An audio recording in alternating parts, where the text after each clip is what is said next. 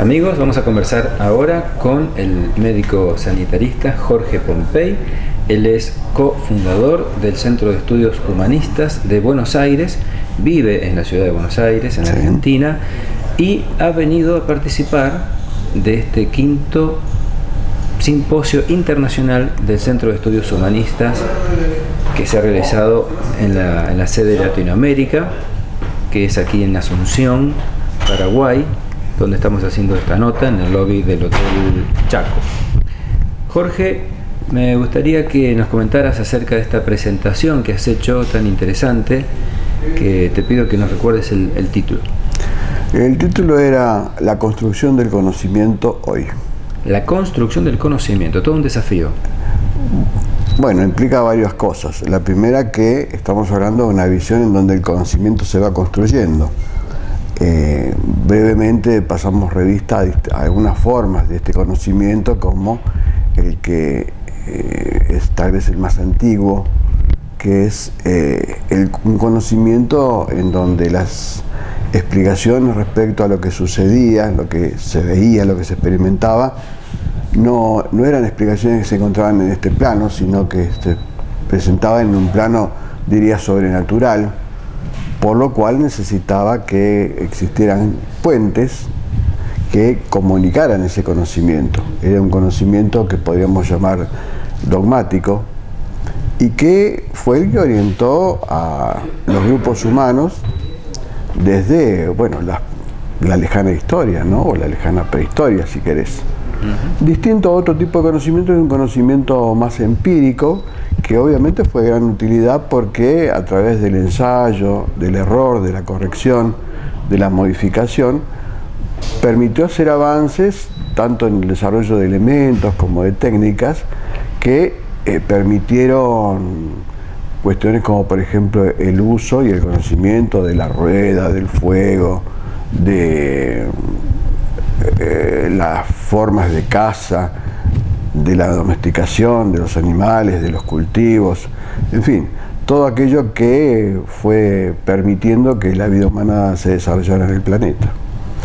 Y después hablamos de otro tipo de conocimiento, de otra forma, que fue la que se desarrolló sobre todo a partir de la Edad Media, perdón, después de la Edad Media, cuando finaliza la Edad Media, comienza la Edad Moderna, y que es un conocimiento en todo caso más racional, y que se da porque justamente cae la autoridad que tenía el conocimiento anterior, sobre todo porque pasan varias cosas.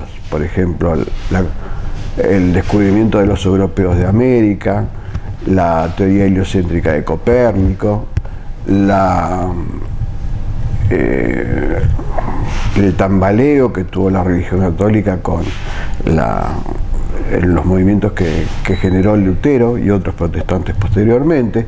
En fin, todo lo que era la autoridad, todo lo que se conocía, todo el mundo que existía en la Edad Media, cae. Y ahí es donde decimos que el ser humano empezó a mirar lo que sucedía alrededor con otros ojos, empezando a buscar explicaciones ya no en el plano sobrenatural, sino en el plano de lo racional y de lo perceptual. Y ahí también es donde vemos que se desarrollan dos líneas muy importantes, una a partir de los empiristas ingleses, como Berkeley, Hume, Locke, que plantean de que el conocimiento se construye a partir de las percepciones, a partir de aquellas cosas que del mundo externo impactan en la conciencia. Es un conocimiento que es a posteriori de la experiencia, y que es un conocimiento que en todo caso va atendiendo a la conciencia con la idea de que es algo así como una especie de pizarrón en blanco, una tabla rasa, decían, en donde se va inscribiendo la experiencia y entonces va formando el conocimiento. Y otra corriente que es más del continente, la corriente en donde tal vez el principal exponente o el primero sea Descartes, que planteaba algo que es distinto. Él decía que, o planteaban que el conocimiento estaba dentro de uno, estaba en la conciencia, y que a partir de ese conocimiento después se salía al mundo y se lo comprendía. Este era un conocimiento que era previo a la experiencia, era un conocimiento que permitía, a partir de ideas abstractas, llegar a hechos más puntuales. Así, por ejemplo, trabaja la matemática, trabaja la lógica, en un camino como de deducción, siendo que el otro es más un camino inductivo y que va a partir de experiencias particulares conformando hipótesis, teorías. Entonces va de lo particular y concreto a lo abstracto, a las leyes. Y con eso, bueno, se fue generando un conocimiento que permitió tener una idea del mundo. Y esto, y lo importante, lo que estábamos marcando, es que este proceso fue un proceso que fue creciendo sobre todo a partir de que se desprenden de la filosofía las distintas líneas o ciencias fundamentales como la biología, la astronomía, la geometría, aunque la geometría es más desde el contexto del pensamiento deductivo, ¿no? La química, la física, bueno, toda una serie de ciencias que van definiendo dos cosas básicas. Uno es su objeto de estudio y otro es un modo, un método para poder generar y validar conocimiento. Pero en la práctica también sucede que desde la otra vertiente lo que se va planteando es que para poder comprender y conocer, uno lo que debería es, frente a los problemas complejos, poder separarlos en partes, cada vez partes más pequeñas hasta llegar a una que sea clara y distinta, decía Descartes. Y a partir de esto, que fuera indudable, entonces poder construir conocimiento verdadero. Ahora, este proceso, que podríamos decir es analítico, porque va desarmando lo complejo, va analizando lo complejo,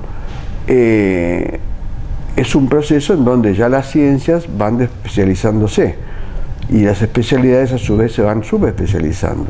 Todo esto va generando una cantidad de conocimiento realmente tan importante que ya una conciencia, una mente humana no puede contenerlos a todos. Es el final de los enciclopedistas, aquellos que originalmente conocían o manejaban o todo el conocimiento o una cantidad de distintas ramas del conocimiento y podían desarrollarlo. Cuando ya ese conocimiento crece tanto, ya no es posible abarcarlo todo, entonces cada uno tiene que ir refiriéndose a conocimientos más puntuales, con lo cual se gana en profundidad y se pierde en extensión de ese conocimiento.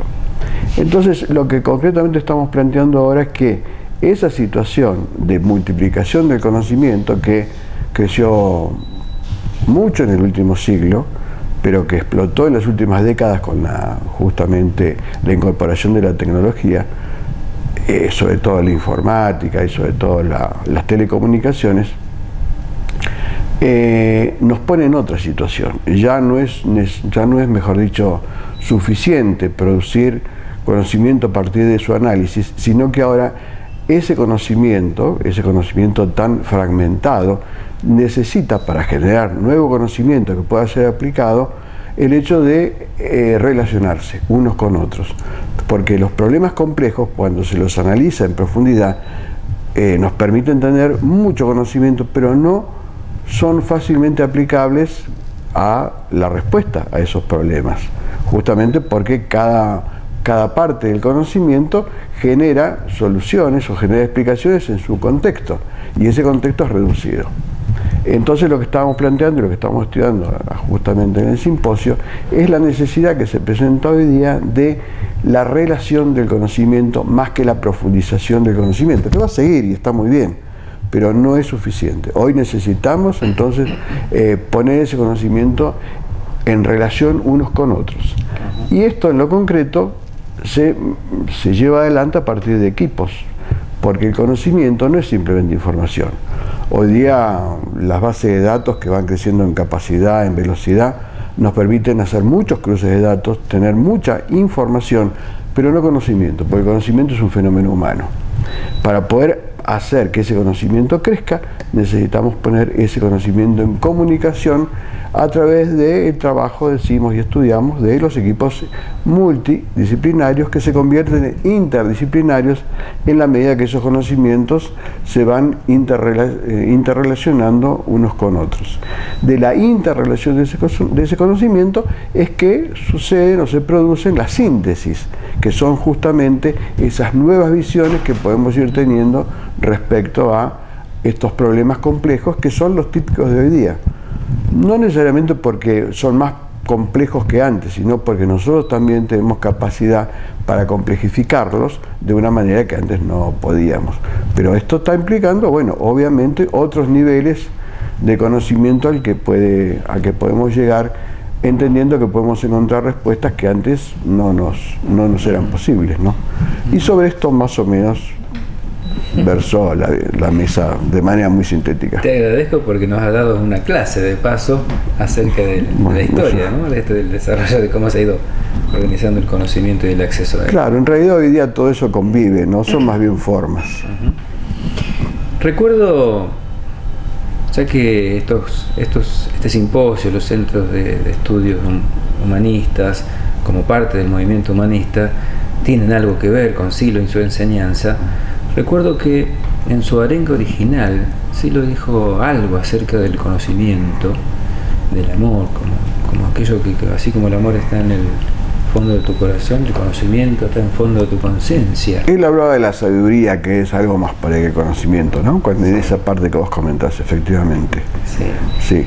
¿Y cómo enlazamos este avance del conocimiento del mundo, del hacia afuera, con la profundización del autoconocimiento?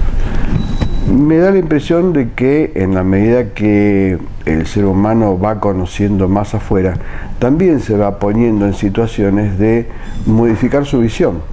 Y hablar de modificar su visión no es simplemente modificar el mundo externo, sino es tal vez fundamentalmente modificar su modo de apreciar, su modo de aprender ese mundo y encontrar nuevas respuestas. Tal vez cuando hablemos no solamente de conocimiento, sino de sabiduría, estamos hablando de cómo ese conocimiento se pone tal vez en función del desarrollo de la vida, ¿no? De la vida humana, sobre todo, pero de la vida en general, en todo caso. Antes de cerrar, me gustaría preguntarte, como he hecho con otros entrevistados, porque estoy seguro que lo has conocido de cerca, para ti, ¿quién es Sylow?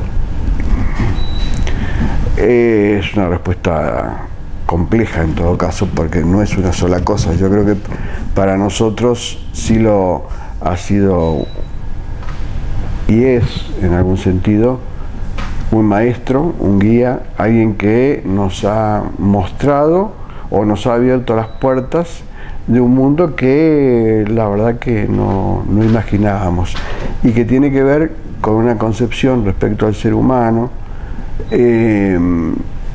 como una realidad, te diría, o como una entidad que no solamente es biológica, que es psicosocial, sino que también es espiritual y que en el fondo es una intención lanzada hacia el futuro que no tiene límite.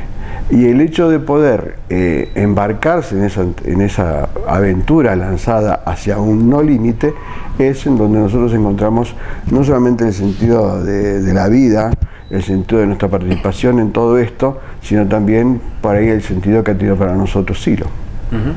Jorge, claro, es una sorpresa presentarte como médico sanitarista y luego nos das una clase magistral sobre conocimiento de gran escala. Uno podría suponer que ibas a hablar dando ejemplos del mundo de la medicina, por ejemplo, o de alguna otra materia. Sin embargo, ha sido muy amplio. Y terminamos hablando de Sylow. Y yo me pregunto, me da curiosidad, porque sé que sos un estudioso de su obra, si todo esto que nos has dicho, que has estudiado con tanta profundidad, con tanta claridad, te hubiera sido posible sin haber al mismo tiempo profundizado la obra de Sylow.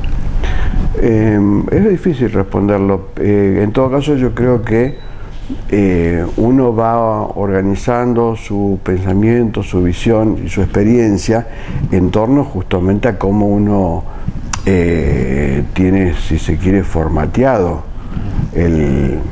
los parámetros con los cuales uno piensa. En ese sentido, yo vengo participando del movimiento desde hace varias décadas, por tanto es muy difícil decirte qué es lo que no es lo formado en ese cuño, ¿no? Sí, yo lo que tengo claro es que mi visión, no solamente de la medicina, mi visión respecto a la función sanitaria, te diría, está fuertemente impregnada de este pensamiento humanista, ¿no? Entendiendo que cuando digo esto es que todo lo que se haga tiene que tener la primacía clara de que es para el progreso humano, ¿no? Contame un poquito sobre el Centro de Estudios Humanistas de Buenos Aires. ¿En qué actividades andan? El Centro Humanista de Buenos Aires, bueno, fue uno de los primeros centros que se creó. Empezamos las actividades en el 2003. Ni siquiera en aquel momento todavía nos llamábamos Centro de Estudios. Empezó como un grupo de estudio que, bueno, se fue desarrollando hasta generar los primeros armados como un centro, como una organización un poco más importante. Le dimos mucha importancia, sobre todo en las primeras épocas, al desarrollo de la metodología de trabajo, ¿no? Que antes te decía, una ciencia cualquier ciencia que se empieza a desarrollar y quiere independizarse, tiene que definir con claridad cuál es su objeto de estudio y cuál es su metodología de trabajo. Bueno, nosotros también en ese sentido teníamos claro la definición de nuestro objeto de estudio, que tenía que ver con el ser humano, el humanismo, la visión de la misión de lo humano en el mundo, etc. Y nuestra metodología también tenía que ver con algunas explicaciones, algunos estudios que habíamos hecho en torno justamente a los primeros grupos que trabajaron con Silo y que, bueno, fuimos desarrollando y trabajamos o que terminó siendo un taller de lo que llamamos el método estructural dinámico, que se llama así justamente porque es una manera clara de reflejar una concepción, en donde lo que estudiamos, o de lo que estudiamos, rescatamos que todo tiene estructura y todo tiene dinámica, todo tiene proceso, ¿no? Muchas gracias.